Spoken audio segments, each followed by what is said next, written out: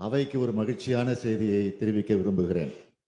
சற்று முன்பு வரலாற்று சிறப்புமிக்க தீர்ப்பை நமது தமிழ்நாடு அரசு பெற்றுள்ளது. நாம் நிறைவேற்றி மாண்புமிகு ஆளுநரின் ஒப்புதலுக்காக அனுப்பி வைத்த பல முக்கிய சட்ட முன்வடிவுகளுக்கு ஒப்புதல் தராமல் திருப்பி அனுப்பினார். அந்த நிலையில் அவற்றை நாம் மீண்டும் இங்கே நிறைவேற்றி அனுப்பி வைத்தோம். இரண்டாவது முறை சட்டமன்ற பேரவை நிறைவேற்றிய சட்ட முன்வடிவுகளுக்கு மாண்புமிகு ஆளுநர் அவர்கள் ஒப்புதல் அளித்தே ஆக வேண்டும் என்று அரசியல் சட்டம் வரையறுத்திருந்த போதிலும் இவற்றுக்கு ஒப்புதல் அளிக்காமல் ஆளுநர் அவர்கள் காலம் தாழ்த்தி வந்ததோடு அதற்கு தனக்கு அதிகாரம் இருப்பதாகவும் தெரிவித்து வந்தார்.